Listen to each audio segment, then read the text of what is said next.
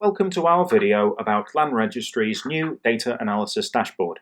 The dashboard is a tool which can provide local authorities with a series of reports indicating the current condition of their digital data.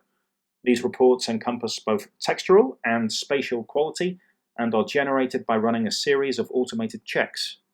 By providing this information, the dashboard allows local authorities to estimate the number and type of amendments they need to make, both to enable successful data migration and to improve the integrity of their data overall.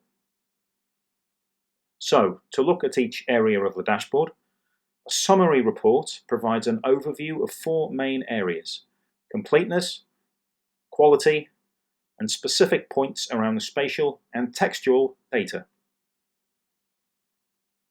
The Data Completeness panel gives a visual overview of the number of local land charge entries which have missing data.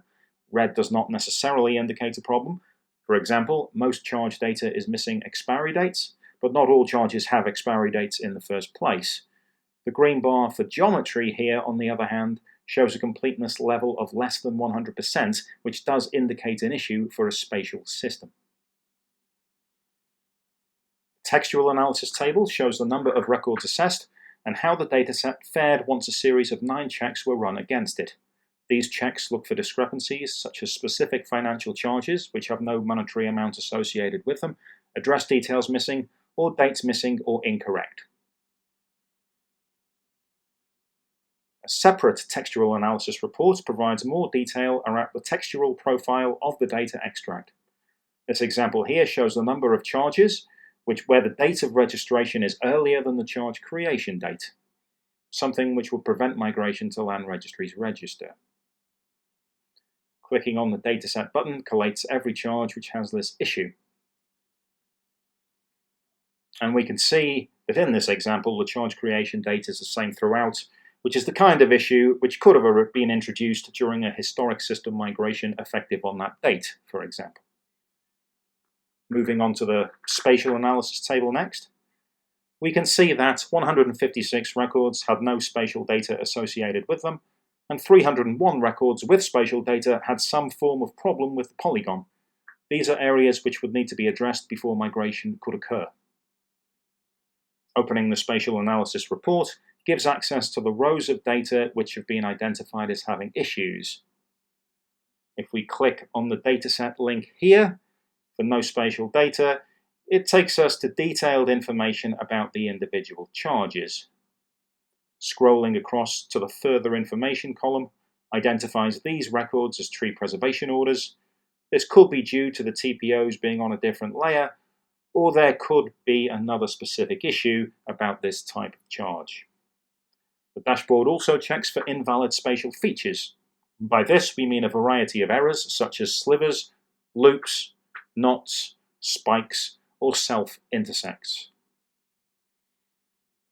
Opening the Data Quality Checks report provides more in-depth detail on a variety of aspects, including detail around technical migration requirements, such as textural limits and formats, geometry characteristics, and unique charge identifiers. Scrolling to the right of the display, and we can see that a dozen charges have been identified which have over 1,500 characters in a single supplementary information field. Falling within this character limit is currently a requirement for migration. So by clicking on the link, we can see that the dashboard has collated all the rows of data identified into a separate sheet. Field contents can then be edited down by the local authority in a fashion they are comfortable with. The reports are Excel spreadsheets and can be filtered to focus on specific areas.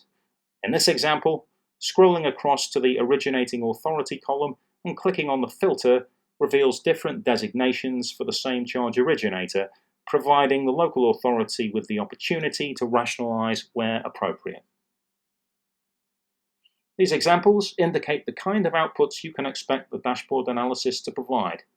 It assists migration to Land Registry's local land charges register by identifying issues well in advance, but the nature of these issues means that addressing them can bring wider benefits to any council process which interacts with the data.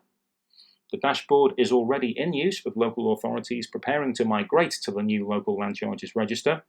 If you would like the analysis to be run for your own local authority, please speak to your Land Registry contact or email llcproject@landregistry.gov.uk.